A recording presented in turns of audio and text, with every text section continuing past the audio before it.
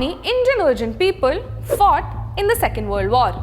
Not a few thousand, not a few 100,000, but 3 million.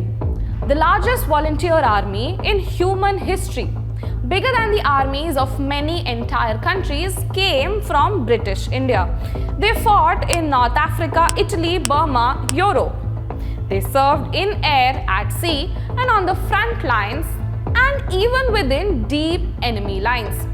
Most people today have no idea about this, and even fewer know that among those millions of soldiers, there were also Indian origin spies. These spies worked for the Allied secret services, infiltrating Nazi-occupied Europe, decoding enemy messages, sabotaging rail lines, and relaying intelligence straight into the heart of London. One of them was not just remarkable, she was historic. A woman who broke stereotype the war had. And imagine this, you come across her story in a French post office in 2025, browsing the new commemorative stamps. These included Churchill, de Gaulle, and a few other resistance heroes. And then you see the name Noor Inayat Khan.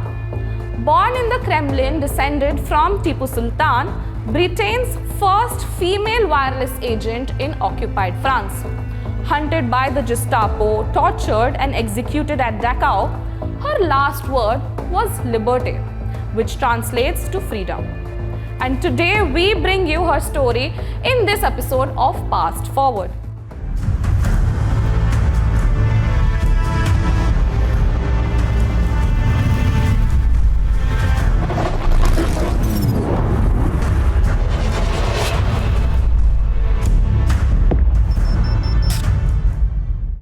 Now let's start with the basics.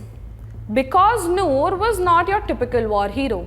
She was born on the 1st of January in 1914 inside the Kremlin in Moscow, where her father, Hazrat Inayat Khan, an Indian Sufi mystic and musician, had been invited to share his teachings.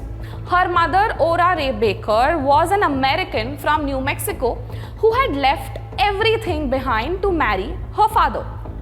Now, through her father, Noor was a descendant of Tipu Sultan, the 18th century ruler of Mysore, and the same man who fought the British Empire. So yes, a direct descendant of an anti-British Indian ruler would end up dying in British uniform, fighting for Europe's freedom. Now, when Noor was still very young, the family moved to London and then to Paris. Their home doubled as a Sufi center. Imagine a house filled with music and poetry, philosophical discussions, and a spiritual emphasis on love, non-violence, and service. Noor grew up painfully shy, gentle, and dreamy. She studied child psychology at the Sorbonne, played the veena and the piano, and wrote children's stories. In 1939, she published 20 Jataka tales, retellings of Buddhist stories for children. She also wrote and read stories for the radio. Now, how does a pacifist become a spy? Everything changed in 1940 when the Nazi forces invaded France.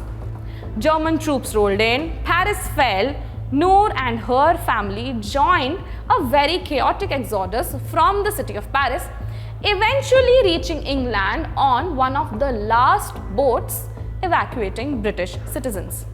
But here's the twist. Noor had been raised in a deeply pacifist Sufi tradition.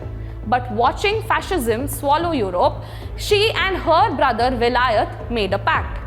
They agreed they would choose the most dangerous positions, which would mean no killing. In other words, they were willing to risk their lives but not take someone else's. For Noor, that meant she wouldn't be a soldier with a gun. Instead, she looked for ways to serve that matched both her skills and her conscience.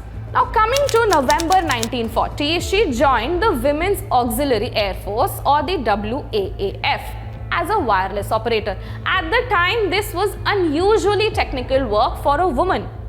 Learning Morse code, handling radio equipment, and supporting the RAF's communication backbone. Meanwhile, Britain had created a secret organization called the Special Operations Executive, or the SOE. Their mission was simple and brutal: set Europe ablaze. This involved sabotage, resistance networks, covert operations behind enemy lines. Soon someone noticed this quite multilingual WAAF operator who spoke flawless French and knew Paris like a local. In February 1943, Noor was recruited into SOE's F section in charge of operations in France. She was then sent to secret training schools across the English countryside to learn 1. Clandestine operations, codes and ciphers, security tradecraft, how to live under a false identity, and basic survival skills behind enemy lines. But there was a problem. Her instructors thought that she was too gentle, too honest, too dreamy, and in a mock Gestapo interrogation, she did very badly. Reports described her as shy, not tough, and even not overburdened with brains. A condescending line that has not aged well. Under normal circumstances, she might have never been cleared for the field, but the SOE was desperate. Wireless operators were in critical short supply, and Noor's French was perfect, her radio work was fast and accurate, and she volunteered for one of the most dangerous jobs in Europe. That combination of skill, shortage, and sheer moral conviction is what put her in a tiny aircraft heading back into occupied France. Now it's the night of 16th June 1943. A small black Lysander aircraft skims low over France and lands into a makeshift field. Noor is now carrying a large suitcase which contains her wireless set, is one of the agents on board. On paper, she is Jean-Marie Renier, a nurse with a code name Madeleine and a radio call sign called the Nurse. Her mission was to serve as the wireless operator for the Prosper network in Paris, one of the largest and most important SOE or resistance circuits in France. Being a wireless operator in occupied France was almost a death sentence. German direction-finding vans roamed the streets, tracking illegal radio signals. The average lifespan of an operator at the time was only about 6 weeks or 1.5 months. Noor's tasks involved dragging her heavy suitcase from one safe house to the other, stringing up aerial wires in cramped attics or courtyards, and transmitting messages in short bursts. She also coordinated supply drops of weapons, money, and agents. And then, almost as soon as she arrived, everything imploded. The Prosper network was smashed. Key agents were captured, radios were seized, circuits collapsed in a wave of arrests. London told Noor to immediately get out and come back, but she refused. She knew that if she left, Paris would lose its last link to London. In the end, London relented and allowed her to stay on, alone in a city crawling with informers and Gestapo surveillance. She was there for roughly 3 months. Noor became the only active British wireless link in Paris, a lone operator trying to keep the resistance alive and a constant moving target. She changed addresses obsessively, altered her hairstyles and outfits, and spoke in different registers. One wrong knock on the door, one suspicious concierge, and it would be all over. But it wasn't German ingenuity that finally caught her, it was actually betrayal. Thus, in October 1943, Noor's luck ran out. Most historians agree that she was betrayed by a woman called Renée Gary, the sister of her organizer, Émile Gary. The story is the most unfortunate, as allegedly motivated by jealousy over a man's affections. It is said that Renée gave the Gestapo Noor's location in exchange for 1,000 francs. Gestapo officers arrested Noor in Paris and took her to the notorious headquarters at 84 Avenue Foch. There, the version of Noor her trainers had dismissed as too soft disappeared. Despite intense interrogation, she refused to reveal codes. She lied cleverly about network structures, and she tried to protect not just individuals but entire circuits that she handled. She also attempted to escape twice, once by climbing out onto the roof. After the second attempt, she was classified as highly dangerous and she was shackled and kept in strict solitary confinement. But there was one tragic weakness. Because of her rushed training and possibly confused instructions, Noor had kept detailed notebooks of her transmitted messages. A major security breach. She never handed over her codes, but the Germans now had enough material to impersonate her radio. They began sending fake messages to London, posing as Madeline. London failed to spot this change in Fist, the operator's signature Morse rhythm. As a result, dozens of agents were guided into traps. Later, estimates speak of up to 167 agents compromised, many arrested and executed because London trusted these messages from Noor. Now, Noor never actually broke under interrogation. Her earlier mistake and London's failures were what made her radio one of the deadliest weapons in the Germans' hands.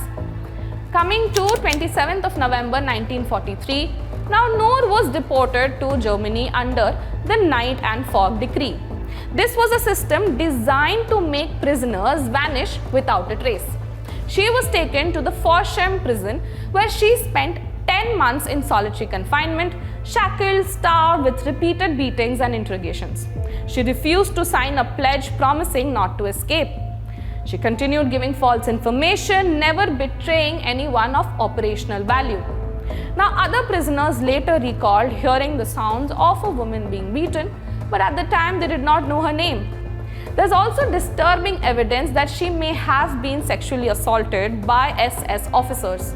We don't know the full details, but what we do know is despite a level of physical and psychological torture designed specifically to break people, Noor did not betray her comrades. By September 1944, the war was turning. Paris had been liberated, the Reich was crumbling, but even then, the Nazi machine was still quite efficient at one thing, that was killing. Noor and 3 other SOE women, Yolande Beekman, Madeleine Darmament and Elaine Plumen, were transferred to the Dachau concentration camp. On the early morning of 13 September 1944, the 4 women were taken into a yard at Dachau. Witness and post-war testimonies describe the scene. The women were told that they had been sentenced to death. The SS officer Wilhelm Rupert reportedly beat Noor badly. The women were made to kneel facing a mound of earth. The 2 English women, Noor and Elaine Plumen, are said to have held hands, so did the other 2 French women. One by one, they were shot in the back of the neck. For 3 of them, it was over with a single bullet, but Noor's executioner had to fire twice. An anonymous prisoner later claimed that her last word was liberté. At the time, she was just 30 years old. Her body was not returned. The Nazis did not inform her family, and for months after the war, British officials could only class her as missing, presumed dead. Noor Inayat Khan's story reminds us that courage is not defined by size, background, or even expectation, but by the choices we make when everything is at stake. Her legacy endures as a reminder that freedom is built not just by armies but by individuals who refuse to surrender their humanity. That is all from us today. This is Garima and you are watching The Asian Chronicle.